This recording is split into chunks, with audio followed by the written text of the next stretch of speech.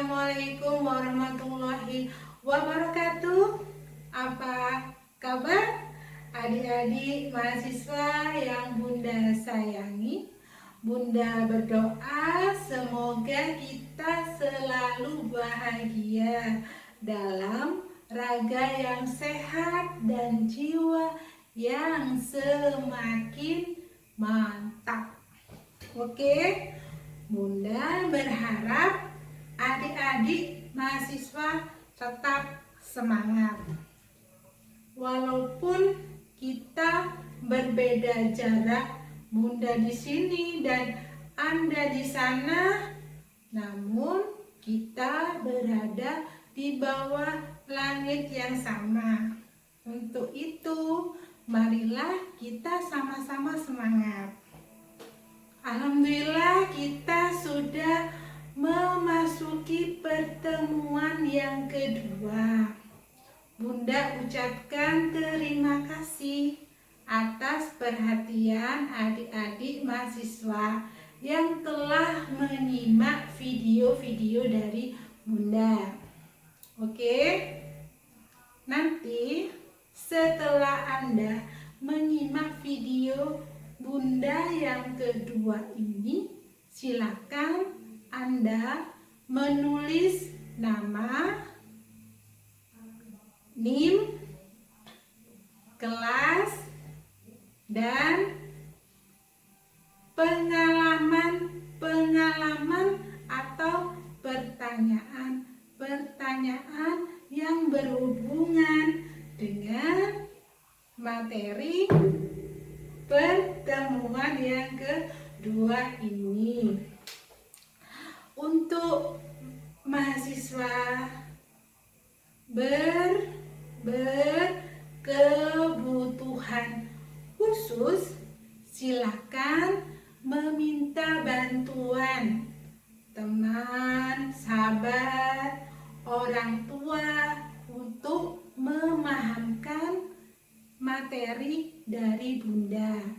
Dan Bunda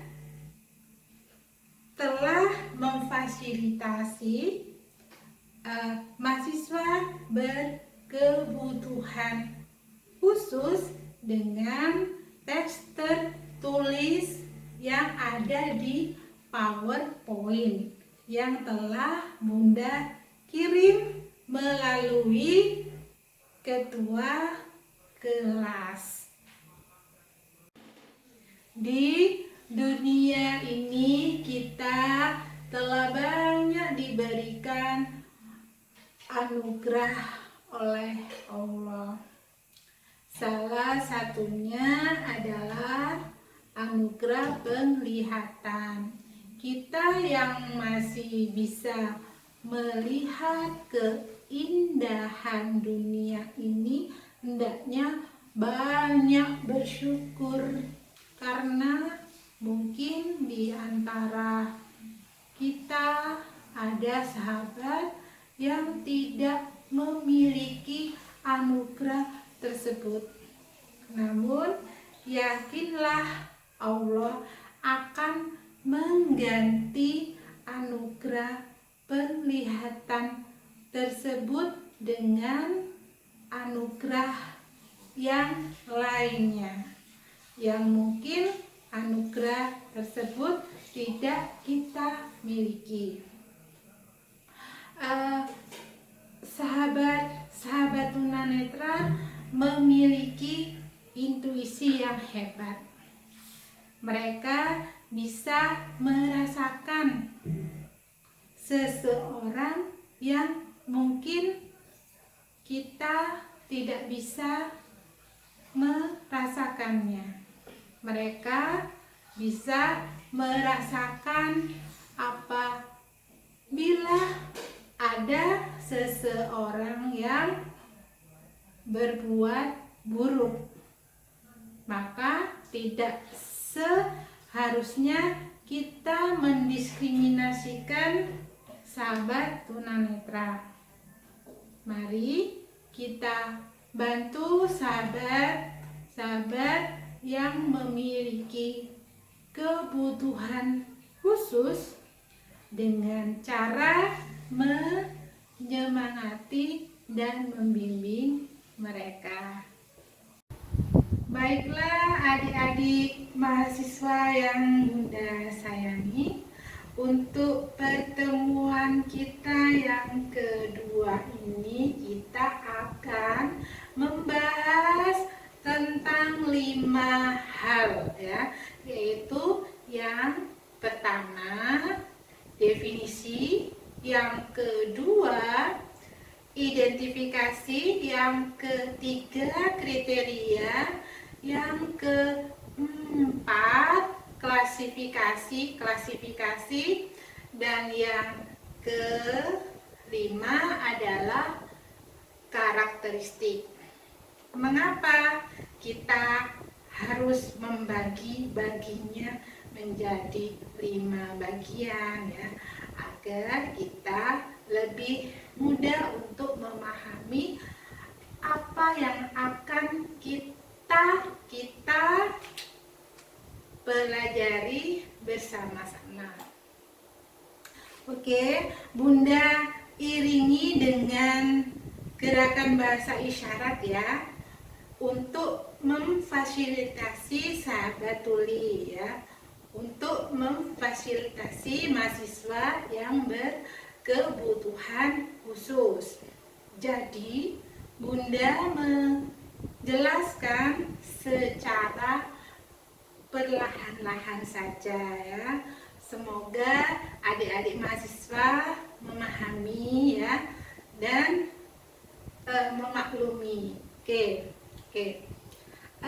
Sekarang kita bahas yang pertama ya, yaitu definisi.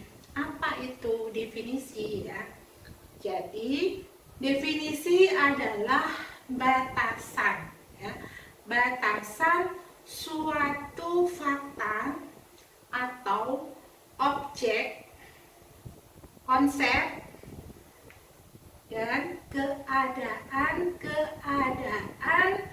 berdasarkan waktu dan tempat suatu kajian. Oke. Jadi semua hal itu harus kita beri batasan-batasan agar tidak meluber kemana-mana.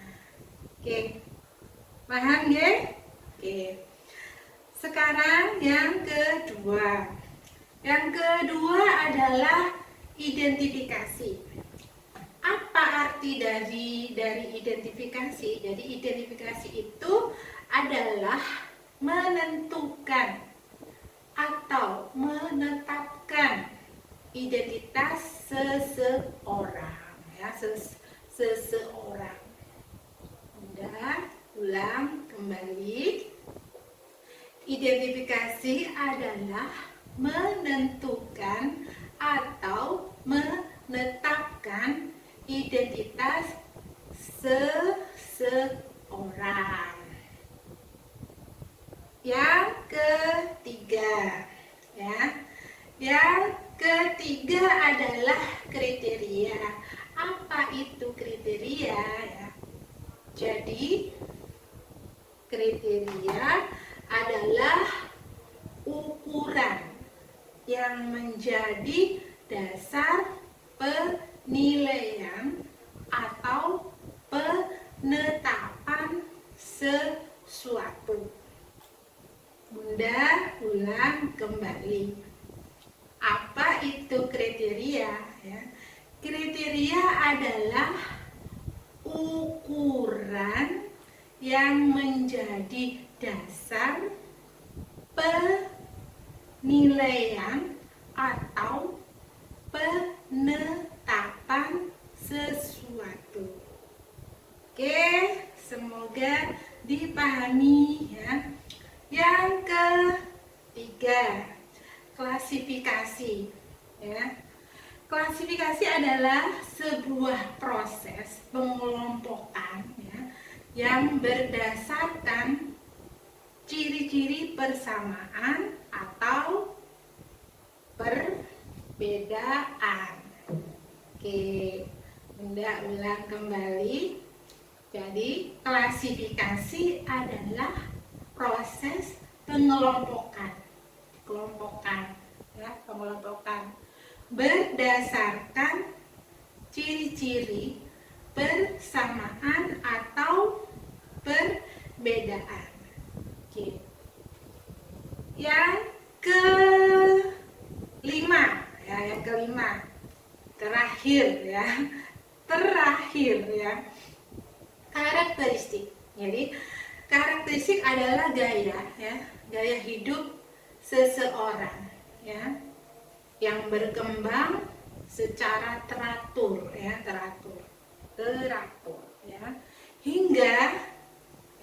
hingga tingkah laku tersebut menjadi lebih konsisten, ya. Konsisten itu tetap dan mudah diperhatikan. Oke, yang kelima Bunda ulang kembali, ya. Karakteristik itu apa, ya? Jadi karakteristik itu adalah, ya, gaya hidup seseorang, ya. Gaya hidup seseorang, ya. Serta nilai-nilai yang berkembang, ya, secara teratur, ya, berkesinambungan, ya, hingga tingkah laku tersebut menjadi lebih konsisten. Konsisten itu adalah tetap, ya, dan mudah diperhatikan. Oke, sudah semua 5 hal sudah kita jelaskan dan selesai perkuliahannya. Belum ya. Sekarang kita jabarkan satu per satu. Sekarang yang pertama, definisi, ya. Jadi definisi itu adalah diulang kembali, jadi batasan suatu fakta atau objek, konsep dan keadaan berdasarkan waktu dan tempat suatu kajian. Oke. Jadi karena kita membahas tentang tunanetra, jadi, ya, bahasan itu dibatasi, tidak membahas kemana-mana, tunadaksa, autis, ya, dan lain sebagainya. Fokus satu, yaitu tunanetra. Oke. Tunanetra itu berasal dari bahasa Jawa, ya, yang berarti tuno, ya. Tuno itu rugi, ya. Kemudian netra itu adalah mata. Dalam bahasa Jawa, ya, artinya mata. Jadi tunanetra ini adalah satu kesatuan yang tidak bisa dipisah-pisahkan, ya. Tidak bisa dipisah-pisahkan, ya. Jadi artinya tunanetra adalah kerugian yang disebabkan oleh kerusakan atau terganggunya organ mata. Oke, paham nggih? Ya, jadi tunanetra itu berasal dari bahasa Jawa, ya, dijabarkan. Tuna itu artinya tuno, ya. Tuno itu adalah rugi, netra itu adalah mata, ya. Jadi tunanetra ini satu kesatuan yang tidak bisa dipisah-pisahkan, ya. Artinya apa? Artinya adalah suatu kerugiannya yang disebabkan oleh kerusakan atau terganggunya organ mata. Oke. Eh, menurut KBBI, yaitu Kamus Besar Bahasa Indonesia ya, tunanetra itu artinya rusak matanya atau luka matanya dan tidak memiliki mata, yaitu buta ya, buta atau kurang penglihatannya. Menurut KBBI, jadi tunanetra itu adalah rusak matanya, luka matanya, dan tidak memiliki mata atau buta ya, atau kurang penglihatannya. Oke. Menurut ahli, tunanetra itu adalah anak yang tidak bisa menggunakan fungsi penglihatannya secara optimal ya, secara ringan, sedang maupun berat ya. Dan dalam proses belajar ya, anak tunanetra ini membutuhkan layanan khusus ya, layanan khusus ya. Dan biasanya ini bergantung pada auditif itu pendengaran ya. Oke. Jadi tunanetra menurut ahli ya, jadi anak yang tidak bisa menggunakan fungsi penglihatannya secara optimal ya, baik secara ringan, sedang maupun berat ya. Dan sehingga pada proses belajar ya, akan bergantung pada indera pendengaran ya, atau auditif ya, dan membutuhkan pelayanan khusus. Sekarang berlanjut kedua ya, yaitu identifikasi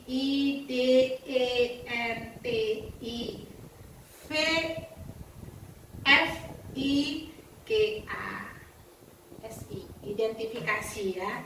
Jadi identifikasi itu adalah menentukan atau menetapkan identitas seseorang ya. Jadi identifikasi ini tunanetra itu dilihat secara anatomis fisiologis ya. Jadi anatomis fisiologis ini menyangkut struktur anatomi dan fungsi organ mata ya. Sehingga tunanetra itu adalah rusaknya organ anatomi mata yang menyebabkan terganggunya fungsi penglihatan ya. Jadi di sini kalau tunanetra secara anatomi fisiologi ini ya, fungsi organ matanya itu organ anatomi mata ini rusak ya. Karena kerusakan tersebut akibatnya menyebabkan terganggunya fungsi penglihatan. Oke. Sekarang anatomis ya, identifikasi tunanetra secara anatomis dan fisiologis tersebut dibagi menjadi dua, yaitu secara medis dan secara estetis optometris. Apa artinya ya? Jadi tunanetra secara medis ini ketunanetraannya ini dikaitkan dengan penyakit dan kelainan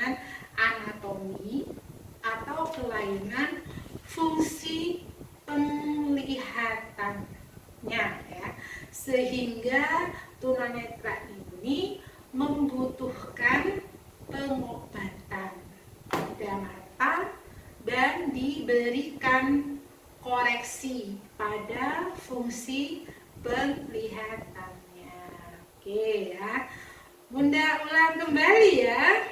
Jadi tunanetra secara medis ini artinya ketunanetraannya ini dikaitkan dengan penyakit dan kelainan fungsi penglihatan, sehingga tunanetra ini membutuhkan layanan khusus ya, juga membutuhkan layanan khusus bagaimana, yaitu dengan pengobatan, dengan obat ya, obat mata tentunya ya, bukan obat pusing ya, bukan obat perut, obat sakit perut ya. Jadi ini bagaimana cara mengobatinya, harus pergi ke dokter ya. Segala hal itu harus diserahkan pada ahlinya. Jadi kita tidak boleh mencoba-coba memberi obat sendiri pada mata kita ya. Karena apa? Kita tidak memiliki pengetahuan yang cukup tentang itu ya. Jadi serahkan pada ahlinya ya. Segala hal itu seseorang itu ahli di bidangnya ya, ahli di bidangnya. Jadi menjadi seorang dokter mata itu membutuhkan waktu bertahun-tahun ya. Jadi ada ilmunya ya. Kemudian membutuhkan koreksi pada fungsi penglihatannya. Oke. Semoga bisa dipahami ya.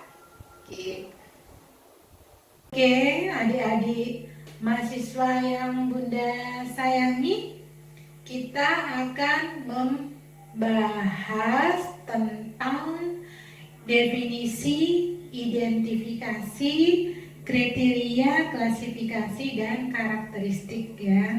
Jadi bagaimana kita bisa menentukan seseorang itu termasuk dalam kategori tunanetra.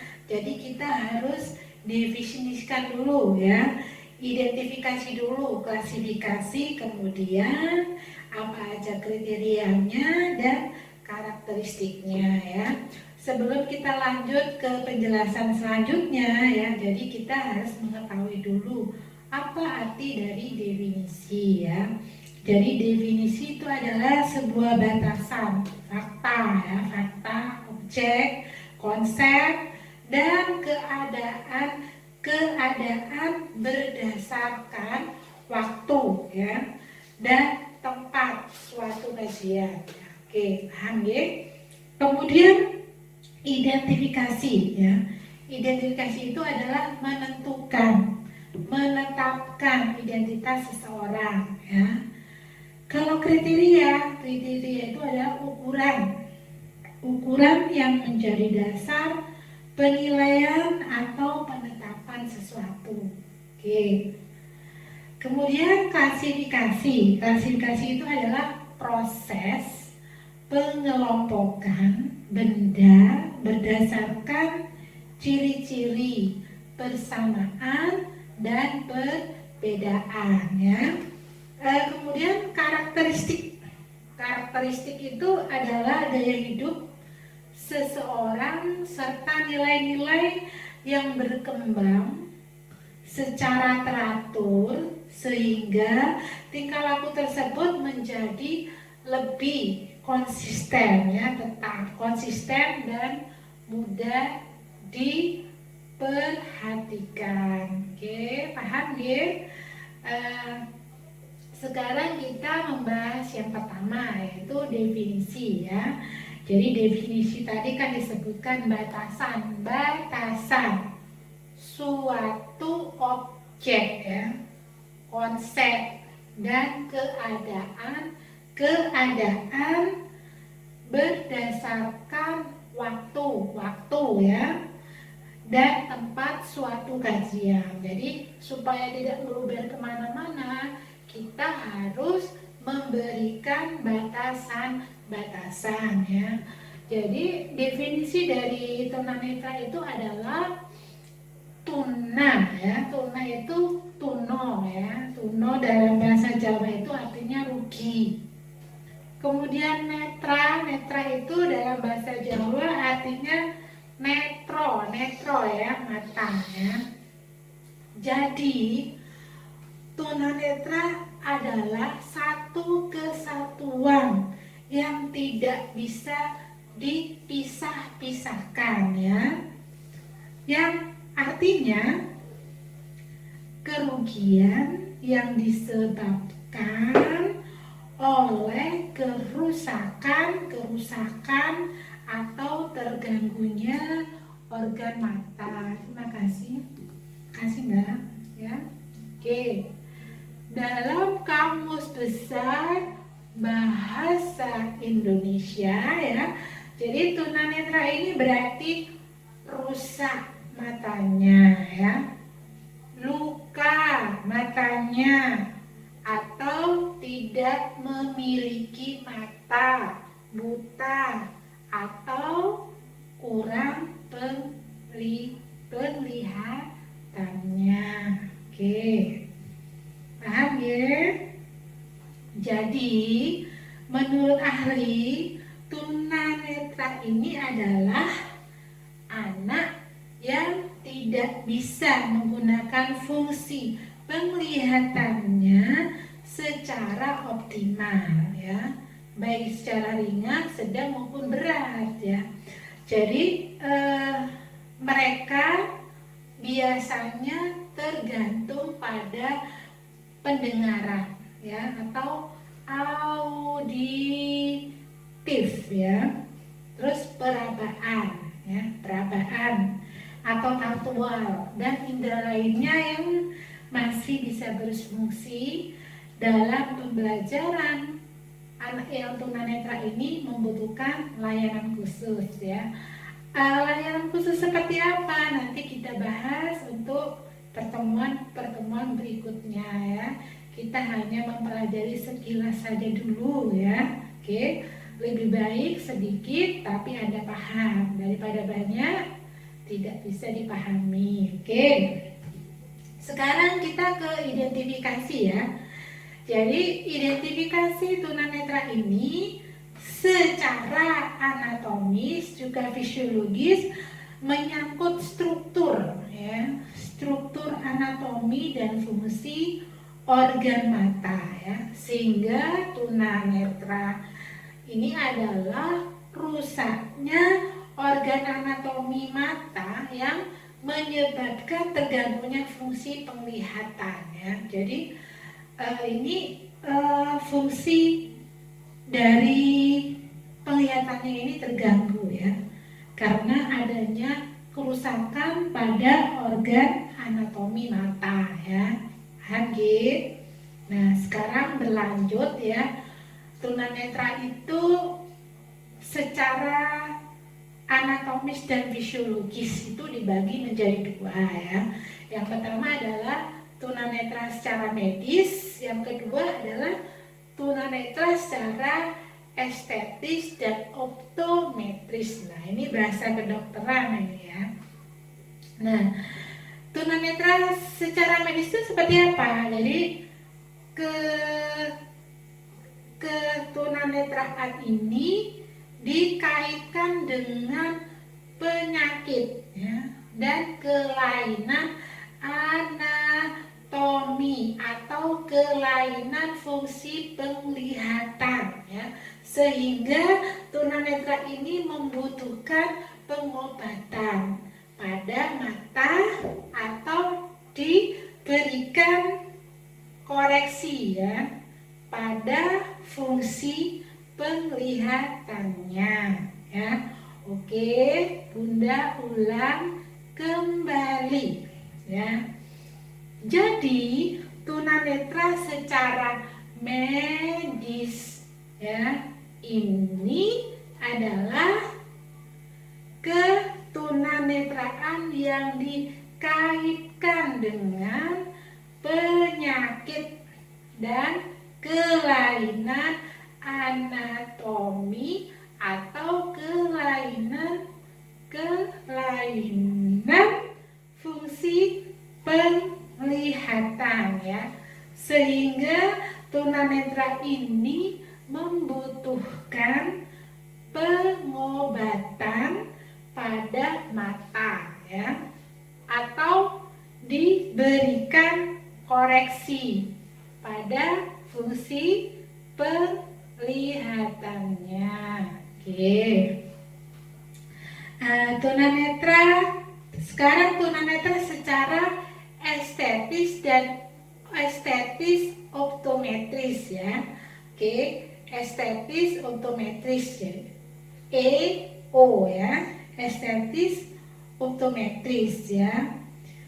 Jadi ini ketunanetraan yang diartikan sebagai keadaan di mana mata ini mengalami kerusakan ya,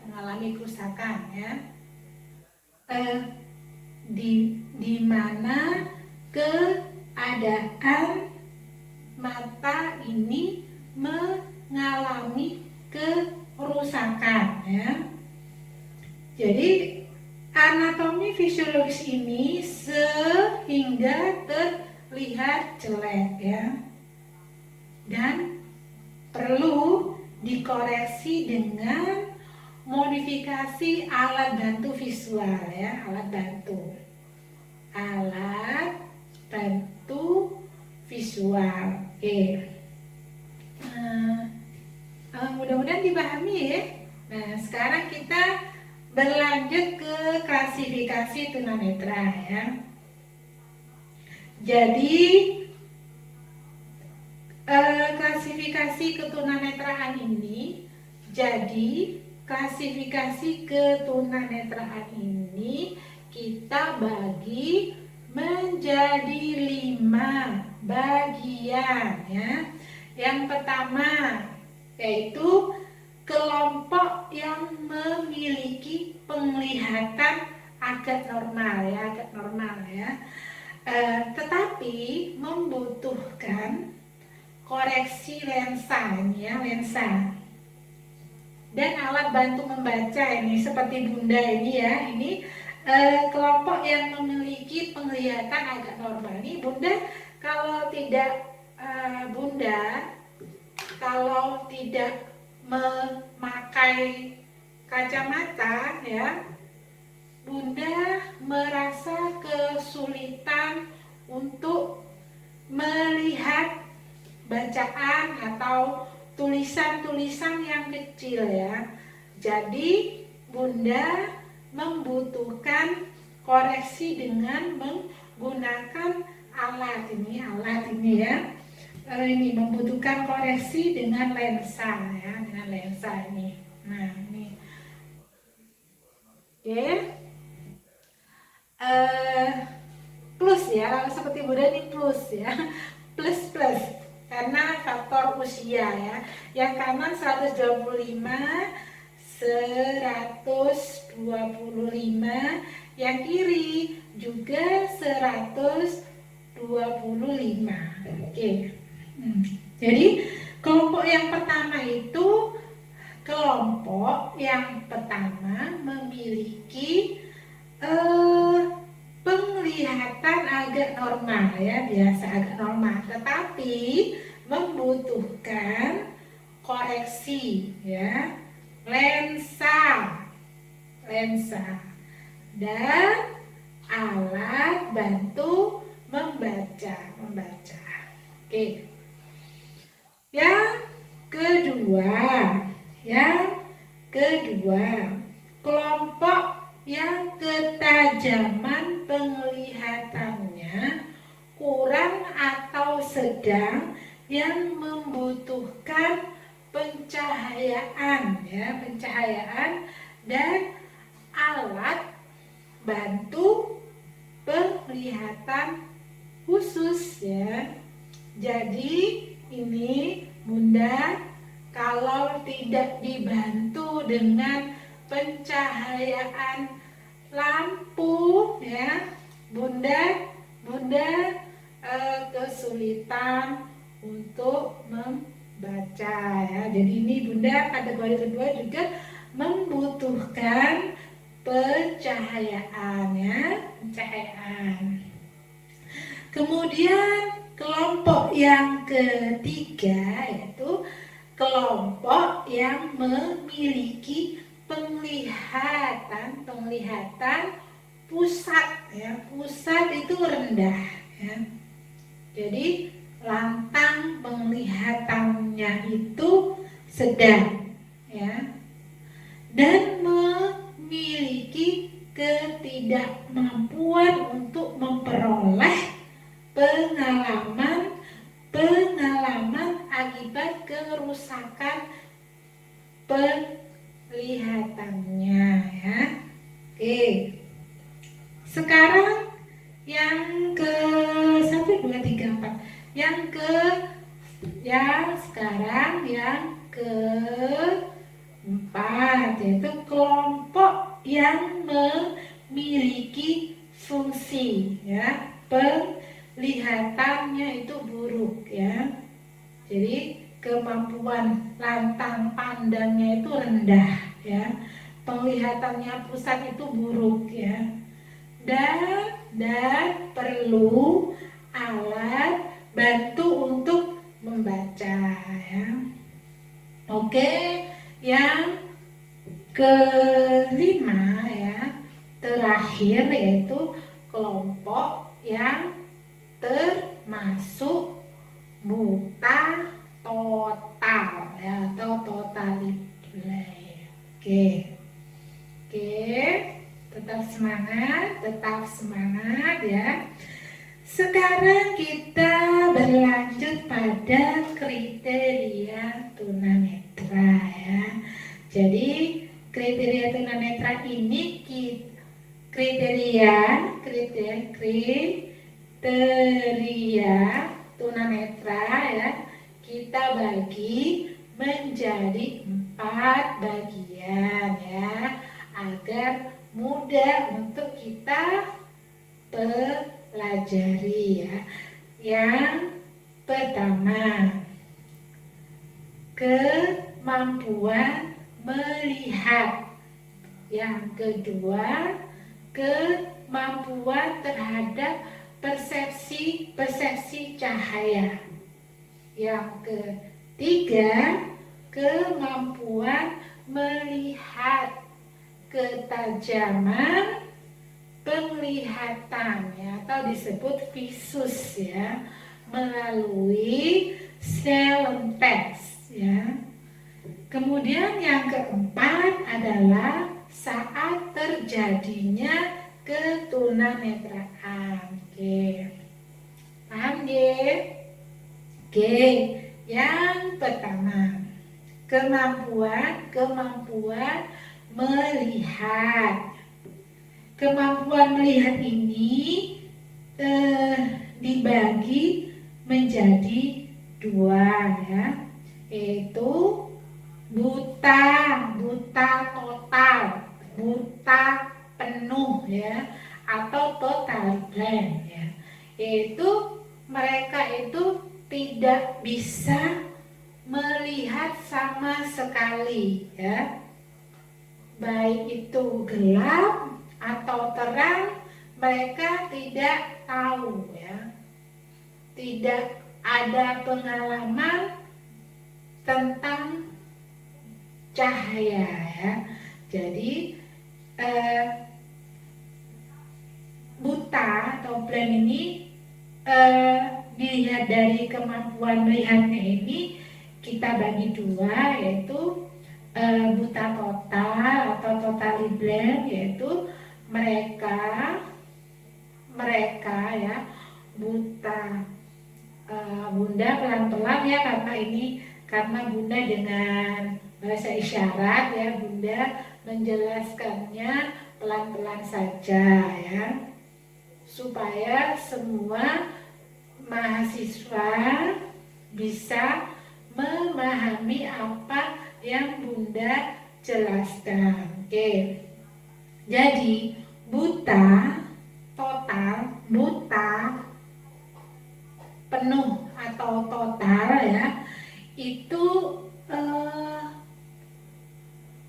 terdiri dari dua ya, bagi dua ini menurut kemampuan melihat ya.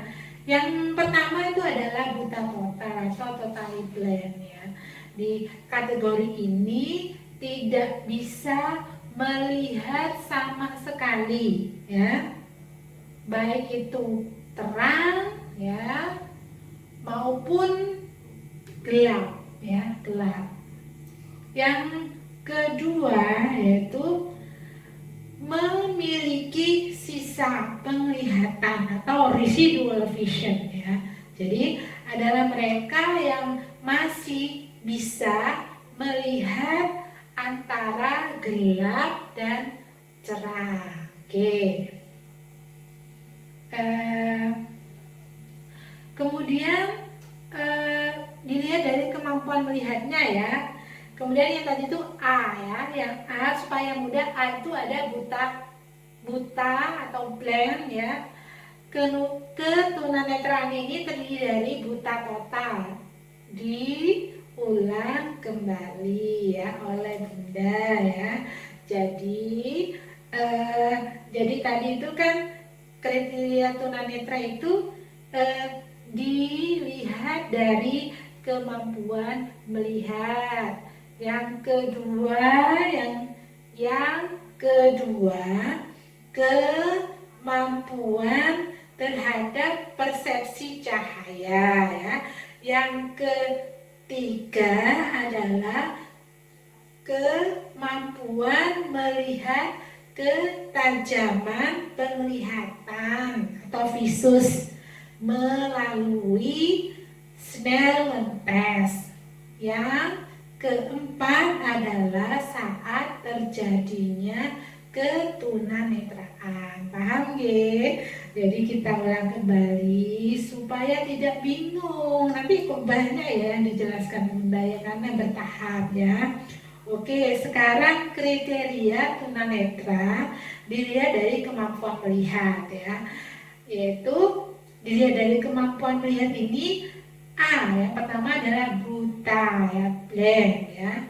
Ketunanetraan ini terdiri dari A ya, buta total, penuh ya, totally blind ya, blind, yaitu mereka tidak bisa membedakan antara gelap dan terang ya, karena tidak memiliki pengalaman tentang gelap dan terang.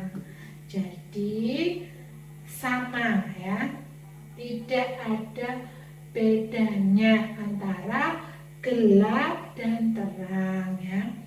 Yang kedua, masih memiliki sisa penglihatan atau residual vision ya, adalah mereka yang masih bisa melihat antara gelap dan cerah. Oke, sekarang yang kedua, lanjut ya. Masih tetap tentang kemampuan melihat, yang tadi A ya, buta, blind. Yang sekarang adalah kurang penglihatan atau low vision ya. Jadi low vision ini dibagi lagi 1, 2, 3, 4, 5 ya. Low vision dibagi menjadi 5 bagian ya. Jadi jenis-jenis ketunanetraan ini terdiri dari, yaitu yang pertama light perception ya. Light perception ini hanya bisa membedakan antara gelap dan terang ya. Kemudian yang kedua ada light projection ya. Jadi ini proyeksi cahaya ya. Jadi dapat mengetahui perubahan cahaya ya, dan dapat menentukan bercahaya. Oh iya, di situ ada ini, ada lampu ya, ada lampu terang ya. Masih bisa ya, masih bisa ya. Seperti mahasiswa Bunda ya, Mas Ferry, ya, Mas Ferry itu masih bisa melihat cahaya ya, karena dia termasuk dalam light projection, masih ada sisa ya, ada sisa penglihatan. Oke. Yang ketiga yaitu tunnel vision. Tunnel vision ya. Bunda mohon maaf ya apabila bahasa Inggrisnya ini Bunda tidak seberapa bagus ya. Bunda memang semua orang itu ahli di bidangnya ya. Oke, jadi kalau bahasa Inggrisnya Bunda ini kurang, mohon dimaklumi ya, karena Bunda bukan ahli dalam bahasa Inggris. Oke, yang keempat adalah peripheral vision. Peripheral vision ya, visi perifer. Jadi visi perifer ini penglihatan samping ya, sehingga pengamatannya ini rendah ya, hanya terlihat bagian kiri ya. Jadi misalnya gelas ya hanya bisa dilihat dari sisi kiri saja, kiri mana sini ya, ini ya, sebelah sininya saja, sebelah sini ya. Jadi ini termasuk peripheral vision ya. Peripheral vision ini visi. Oh, teringat Mas Ferry ya. Peripheral vision ini visi perifer ya. Jadi penglihatan samping. Jadi hanya terlihat hanya bisa melihat bagian samping kiri di sini ya. Oke. Kemudian yang terakhir adalah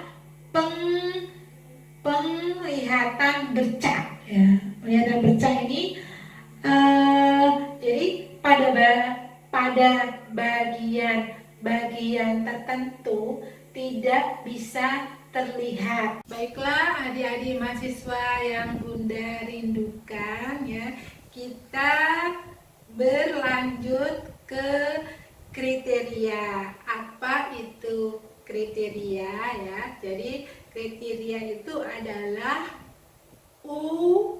ukuran ya, ukuran yang menjadi dasar penilaian atau penetapan sesuatu. Oke ya.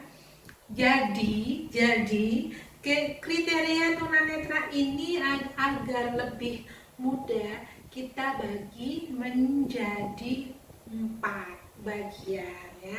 Yang pertama adalah dilihat dari kemampuan melihat ya. Yang kedua, dilihat dari kemampuan terhadap persepsi ya, persepsi cahaya ya. Yang ketiga, dilihat dari kemampuan melihat ketajaman penglihatan ya. Ini diukur melalui Snellen test ya. Yang keempat ya, dilihat dari saat terjadinya tunanetra ya. Oke, kita bahas satu persatu ya.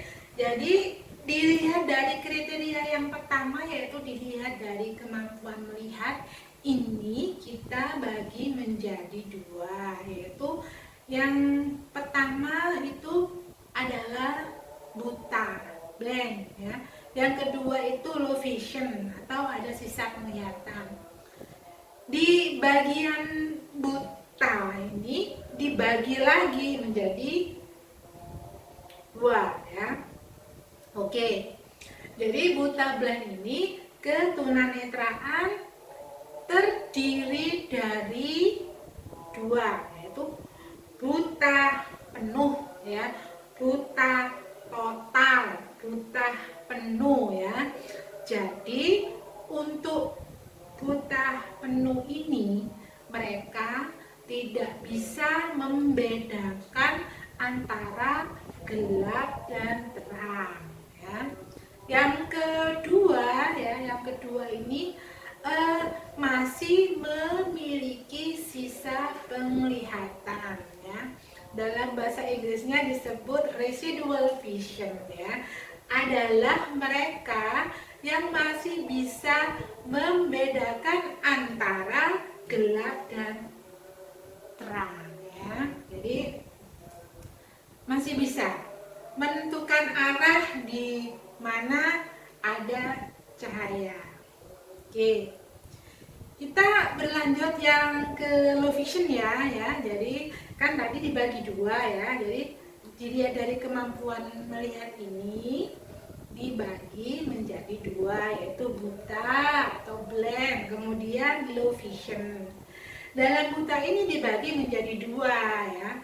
Kemudian di low vision ini dibagi menjadi 5 ya.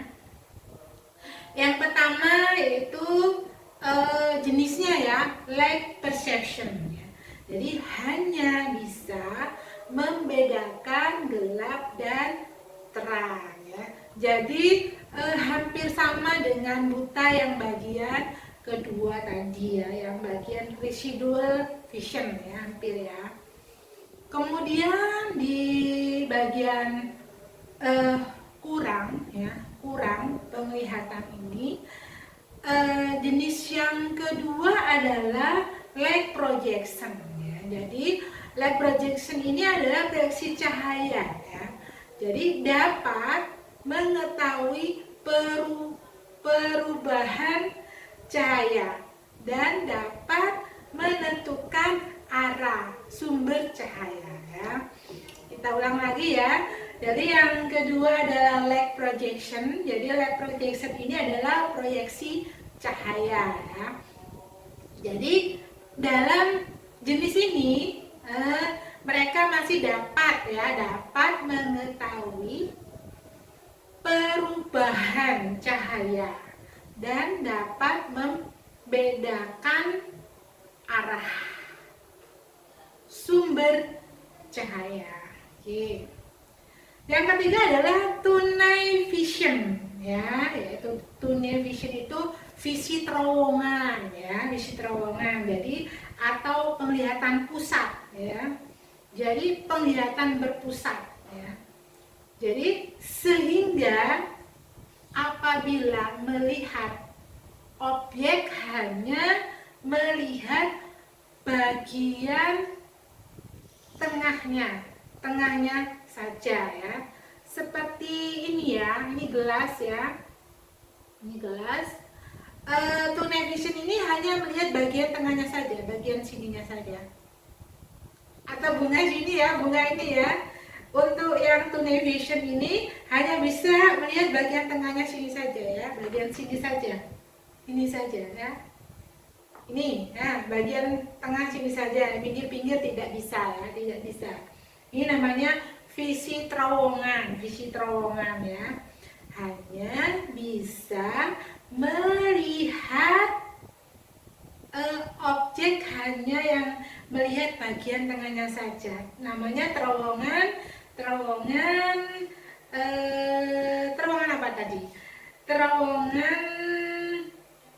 visi terowongan ya.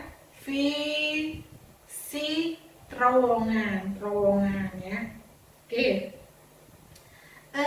Jadi bisa hanya melihat ini ya, namanya tunnel vision itu hanya melihat tengahnya saja ya. Nih, oke. Kalau bros ini misalnya hanya bisa melihat ini aja ya, pinggir-pinggirnya tidak bisa, yaitu termasuk tunnel vision ya. Kemudian yang keempat adalah peripheral vision ya. Jadi peripheral vision ini visi perifer ya. Jadi penglihatan samping ya, penglihatan samping. Jadi penglihatan benda itu hanya terlihat pada bagian kiri saja ya. Jadi misalnya tunanetra yang low vision yang termasuk dalam peripheral vision ini hanya bisa melihat samping kiri ya, samping ini bisa melihat, tapi bagian kanan terus tidak bisa ya. Jadi ya peripheral vision ini ya atau penglihatan samping ya, penglihatan samping, sehingga pengamatan benda itu hanya terlihat di bagian kiri saja, bagian kiri saja. Untuk bagian kanan ya, tunanetra yang termasuk low vision ini tidak bisa melihatnya. Oke. Kemudian yang terakhir adalah penglihatan bercak ya.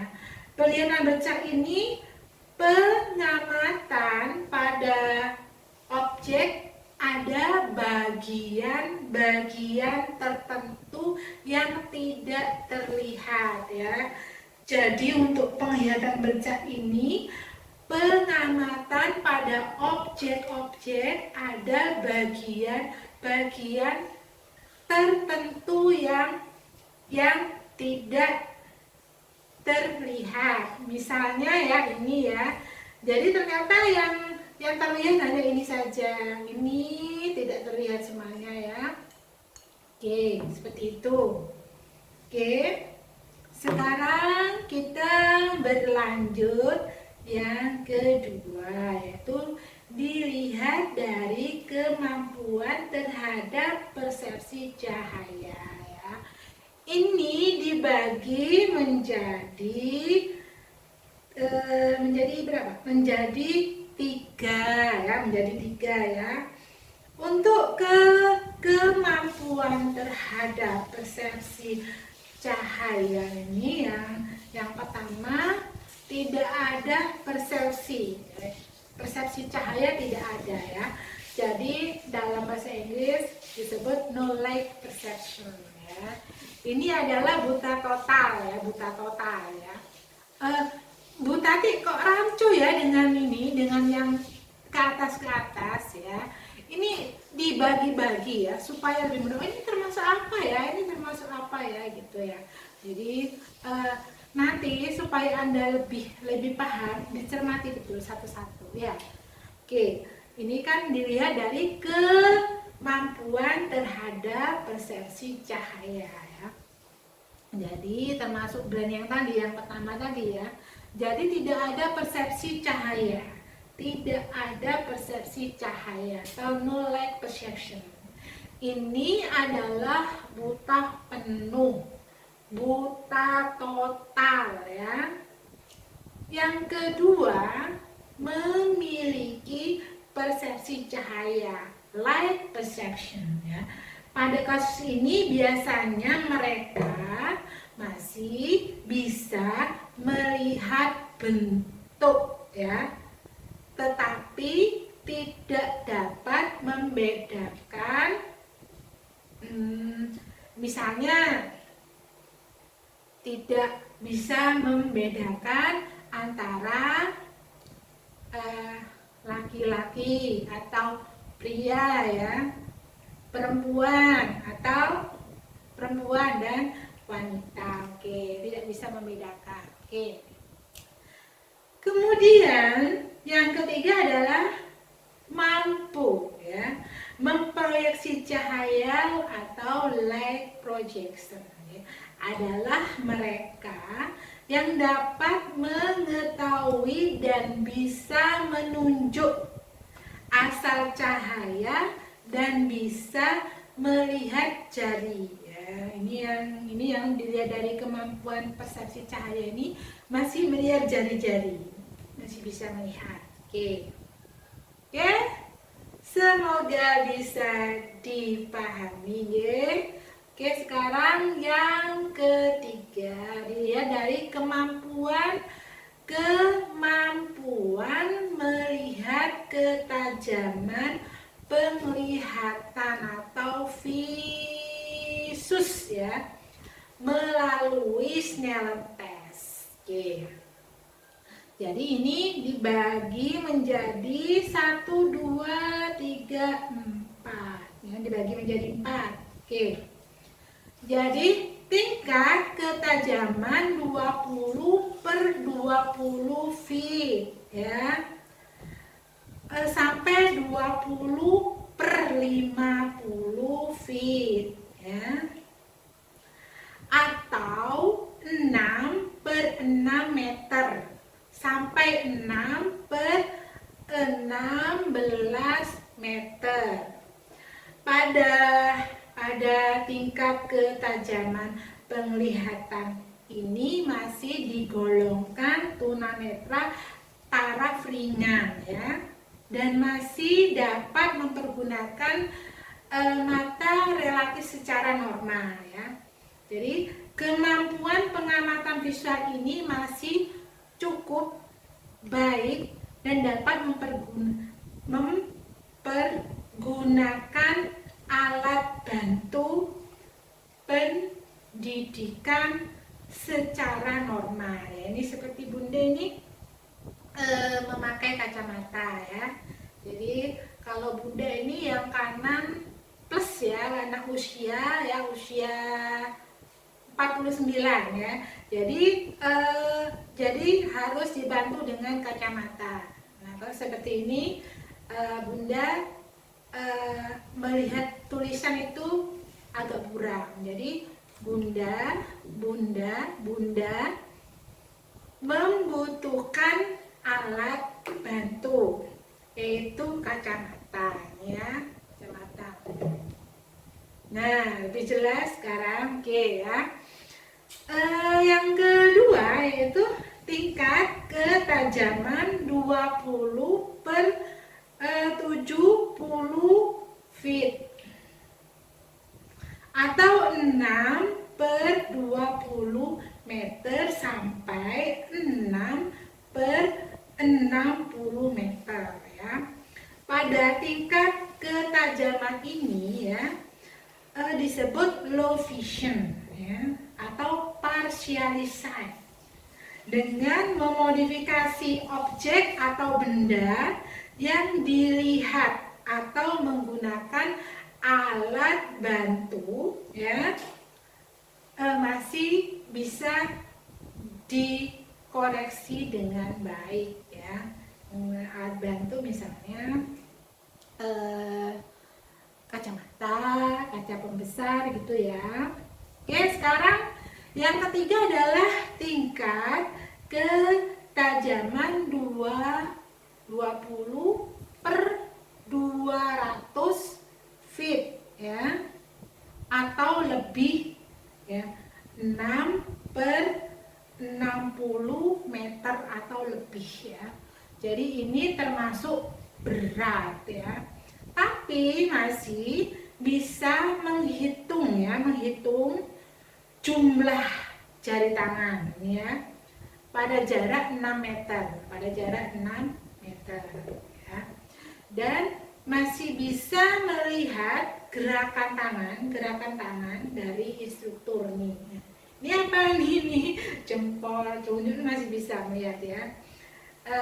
Dan untuk tingkat ketajaman 20/200 ini ya hanya bisa membedakan antara gelap dan cerah. Oke.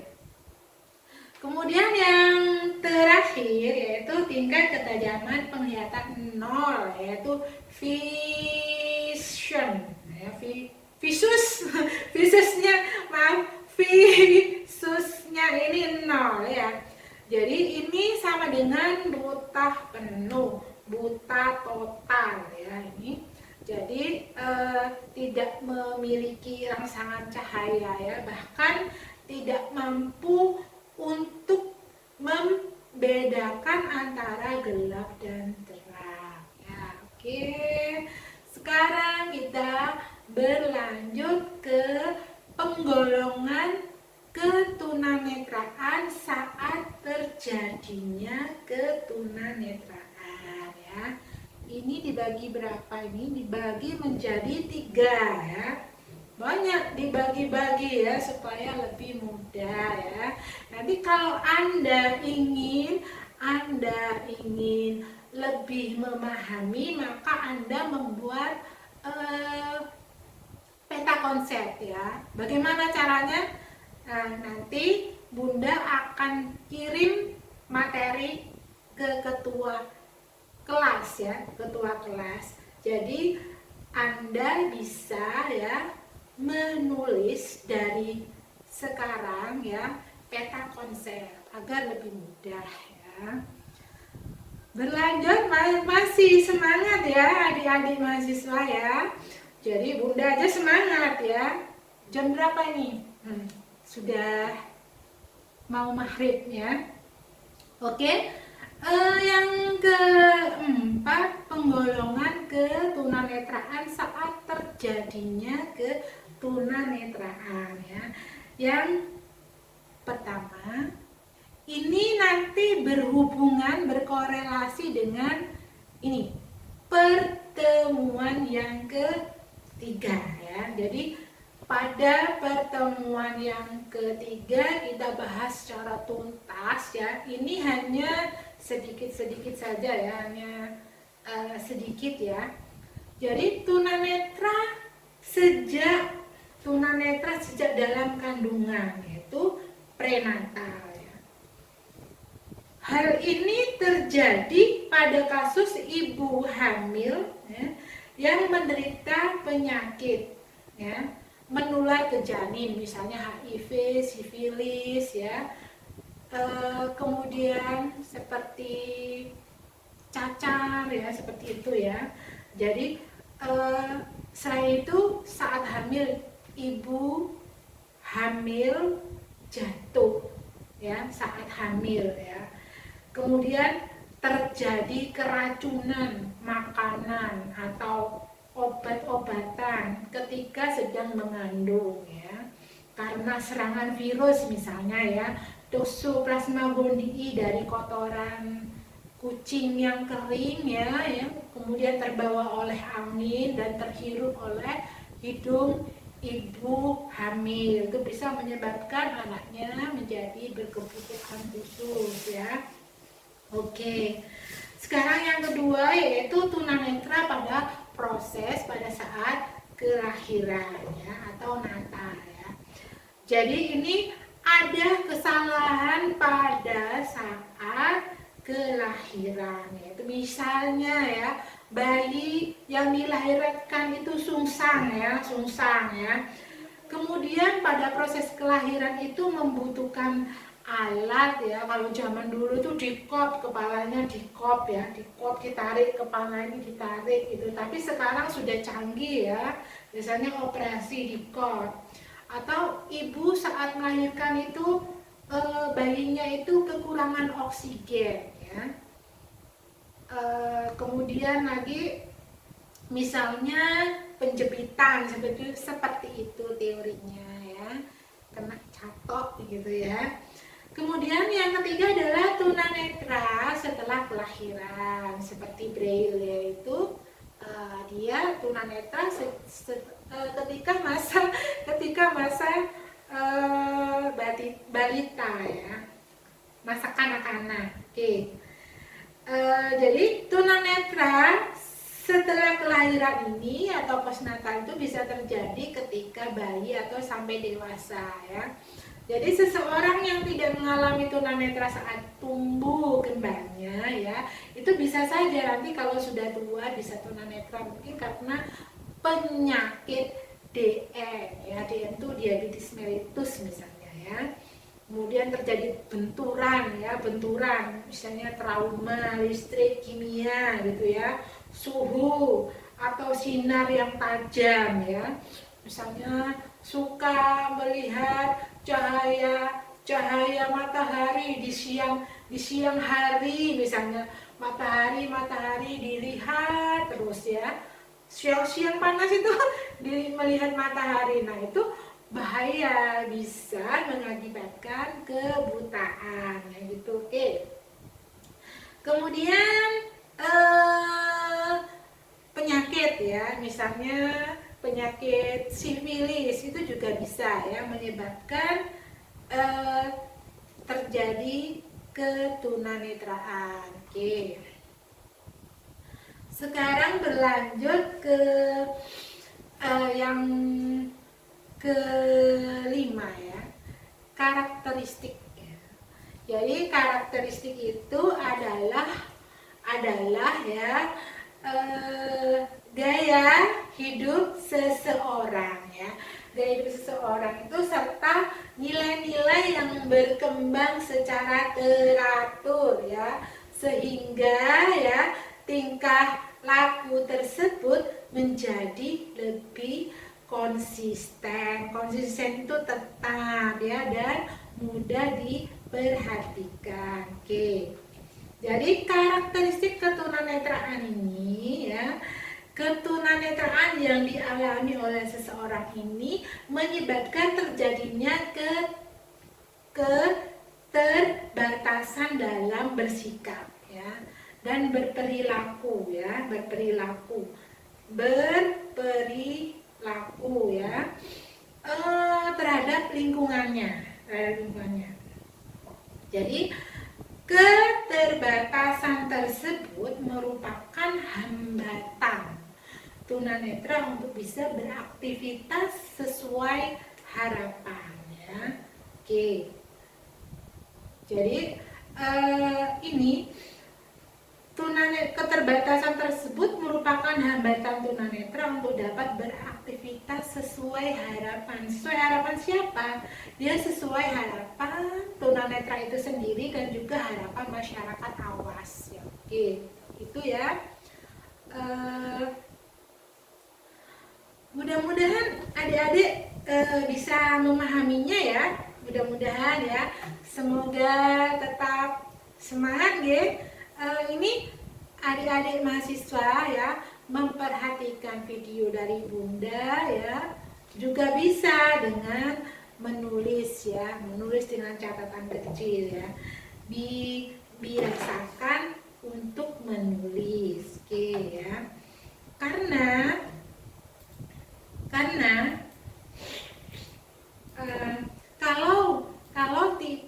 kalau tidak ditulis maka ilmu itu akan hilang ya. Maka ikatlah ilmu itu dengan menulis. Jadi 5 tahun ke depan kalau adik-adik mahasiswa rindu dengan Bunda bisa melihat catatan dari Bunda, begitu ya. Oke ya. Jadi kembali ke karakteristik ya. Jadi karakteristik itu adalah ketunanetraan yang dialami oleh seseorang yang menyebabkan terjadinya keterbatasan dalam bersikap dan berperilaku terhadap lingkungan ya. Jadi keterbatasan tersebut merupakan hambatan ya, hambatan tunanetra untuk bisa berkembang ya, beraktivitas. Jadi sesuai dengan harapan siapa? Harapan tunanetra itu sendiri, juga harapan masyarakat awas. Oke ya. Jadi dalam karakteristik ini kita bagi menjadi 2, yaitu karakteristik fisik dan karakteristik psikis ya. Oke. Sekarang kita membahas tentang karakteristik fisik ya. Jadi karakteristik fisik, kekurangan penglihatan ya dari lahir itu akan mempunyai dampak ya. Dampak itu adalah pengaruh yang mengganggu perkembangan ya, perkembangan motorik ya. Motorik itu apa? Seperti jalan, lari, lompat ya, gerakan-gerakan badan ya. Oke, adik-adik mahasiswa, jadi karakteristik di sini kita bagi menjadi 2, yaitu karakteristik fisik dan karakteristik psikis ya. Jadi kekurangan dari lahir ini menyebabkan tunanetra ini mengalami dampak. Dampak itu adalah ya, yang akan mengganggu perkembangan motorik secara halus, yaitu fisik, motorik, visual spasial, misalnya menulis, membaca, merunci dan lain sebagainya ya, menjahit gitu ya. Kemudian juga ini fisik motorik kasar, misalnya jalan, lari, lompat ya, begitu ya. Ini akan terganggu perkembangan motoriknya. Jadi dari mulai perkembangan, misalnya bayi itu bisa tengkurap ya, merangkak, duduk dan lain sebagainya, itu akan terganggu ya. Oke. Jadi terganggu pada kontrol otot pada kepala. Jadi biasanya ini kepalanya ini agak kaku ya, lehernya ini agak kaku, otot-ototnya juga agak kaku, otot-otot tubuh juga kaku. Jadi biasanya untuk tunanetra yang penuh ya, ini biasanya gerakannya ini tidak begitu luas ya, agak kaku ya, karena memang otot-otot leher kaku, otot kepala ini ya kaku, terus organ tubuhnya ini juga kaku ya. Jadi bagaimana ciri fisik tunanetra total atau buta ini ya? Jadi mereka ini tergolong buta bila dilihat dari organ matanya itu biasanya tidak memiliki kemampuan normal ya. Misalnya bola mata itu kurang atau tidak berkedip ya. Kemudian tidak bereaksi dengan cahaya, tidak bereaksi dengan cahaya, atau juga ada juga yang buta total itu ini pelupuk matanya ini tertutup terus, ada seperti itu ya. Kemudian untuk tunanetra yang tidak terlatih orientasi mobilitasnya ini, yang tunanetra yang buta total ini biasanya tidak memiliki konsep ya, konsep tubuh atau body image ya, sehingga sikapnya itu menjadi kurang baik ya. Misalnya kepalanya itu tunduk terus ya, atau mengadal terus gitu ya. Kemudian tangan tergantung layu misalnya ya, atau kaku ya.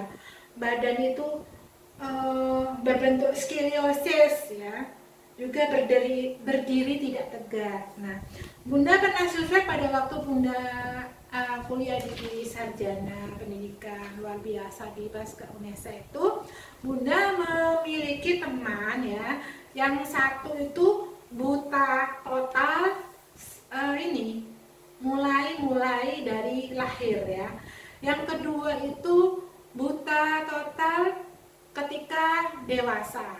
Jadi Bunda bertanya, ternyata yang buta total ketika lahir itu beliau tidak memiliki konsep apapun tentang matahari misalnya ya, tentang bulan, dan beliaunya itu mimpi pun tuh gelap. Dalam mimpi itu beliau gelap. Jadi beliau tidak memiliki konsep apapun tentang suatu benda atau objek ya.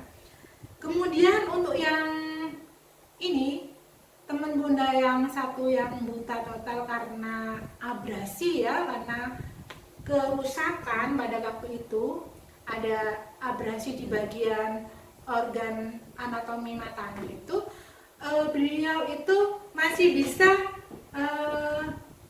bisa menceritakan gitu hal-hal apa yang beliau ketahui ya. Jadi beliaunya itu mengalami kebutaan kalau tidak salah itu setelah SMA. Jadi beliau itu masih bisa menceritakan tentang keindahan bunga, tentang keindahan gunung, matahari, kecantikan wajah ya seorang gadis, itu masih bisa menceritakan ya. Jadi masih ada memori di sini ya. Sedangkan untuk teman yang budaya satunya itu semuanya total dengan perabaan.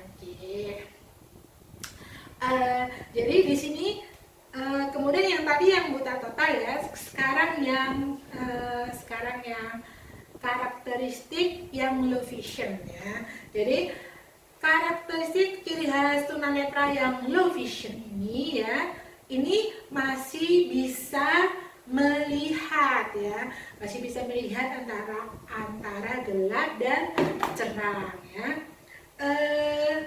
Ada sisa penglihatan ya. Biasanya ini berusaha mencari upaya rangsang ya.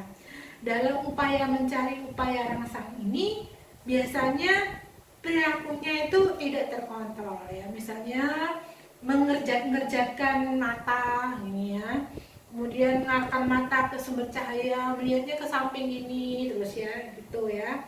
Terus melihat objek dengan memicingkan mata atau melihat tulisan itu dengan dekat sekali begini ya, seperti ini ya. Ada atau membelalakan mata atau membelalakan mata gitu supaya ini ya, tuh ya. Kalau bunda karena bunda ini yang kanan 125 plus ya, kiri juga 125 plus ya. Jadi kalau tidak menggunakan kacamata, jadi bunda memicingkan ini mata tidak jelas ya. Tetapi untuk melihat uang lembaran berwarna merah ya, tanpa kacamata, bunda paham. Oke, aneh ya. Nah, kemudian jadi tunanetra yang masih ada sisa penglihatannya ini biasanya akan berusaha untuk mencari upaya rangsang ya, Jadi dalam upaya mencari upaya rangsang ini biasanya tingkah lakunya tidak terkontrol ya, Misalnya mengerjat-gerjatkan mata ya, kemudian mengarahkan mata mengarahkan mata di sumber cahaya, ini melihat ke samping ini ya, dia ini ke samping ini ya. Terus lagi, memicingkan mata atau membelalakkan mata begitu ya. Oke. Sekarang karakteristik tentang psikis ya. Jadi seseorang dengan albinum atau glaukoma itu sering menunjukkan tingkah laku ekstrim ya. Jadi mereka misalnya terlihat gembira gitu ya, atau sedih ya, kacau ya, ceria ya dalam aksinya, cara verbalitas ya. Kompulsif juga ya, jadi cenderung perfeksionis itu ingin kesempurnaan ya, seperti itu ya. Jadi itu kalau gembira banget, kalau sedih banget ya. Oke, seperti itu ya, perfeksionis ya, ekspresif sih sebenarnya ya. Kemudian yang karakteristik psikis ya, jadi ketidakmampuan yang berbeda antara buta dan tunanetra yang kurang penglihatan ini akan berpengaruh pada psikisnya ya, yaitu menunjukkan pribadi yang rigidity, ya, rigidity ya, itu kaku ya, misalnya kalau yang tadi itu terlalu ekspresif, kalau yang ini kurang ekspresif ya. Gerak-geraknya itu terbatas ya, gerak-gerak muka ini sehingga memberikan kesan kebekuan, kaku ya, wajahnya kaku, tidak ekspresif. Kalau yang tadi terlalu ekspresif, ceria, kayak ini kaku ya, tuh. Oke. Kemudian yang kedua adalah kekakuan dalam gerak tubuh, jalannya itu kaku gitu ya, tidak lemah gemulai, itu kaku ya. Dan tingkah lakunya ini merupakan akibat dari terhambatnya kemampuan orientasi mobilitas ya. Dan sering juga ditemukan perilaku adatan itu Blensen ya. Jadi bagaimana? Kalau buta, kalau seseorang yang buta total itu biasanya kaku, jalannya tuh maaf ya, terlalu cepat ya, jalannya itu terlalu menunduk, terlalu tengadah, dan seperti itu. Oke, adik-adik mahasiswa ya, cukup Sekian dari Bunda ya. Semoga bisa kita lanjut di pertemuan yang ketiga. Tetap semangat, bahagia ya. Dan tetap berdoa. Semoga pandemi ini segera berakhir ya. Supaya kita bisa berjumpa kembali. Terima kasih adik-adik, alhamdulillahirabbil alamin ya. Semoga apa yang telah Bunda jelaskan kepada Anda bisa dipahami. Jangan lupa untuk menulis nama, NIM, kelas, dan pertanyaan atau pengalaman yang sudah Anda jalani, terutama untuk adik-adik mahasiswa ya yang bekerja sebagai guru ya. Bisa sharing inspirasi di kolom komentar. Nanti bisa juga jika ada mahasiswa yang bertanya, Bunda persilahkan adik-adik sesama mahasiswa menjawabnya. Oke? Jadi Bunda akan lebih bahagia jika adik-adik mahasiswa juga lebih aktif. Oke. Alhamdulillahirabbil alamin. Sekian saja pertemuan dari Bunda yang kedua ini. Bunda ucapkan wassalamualaikum warahmatullahi wabarakatuh.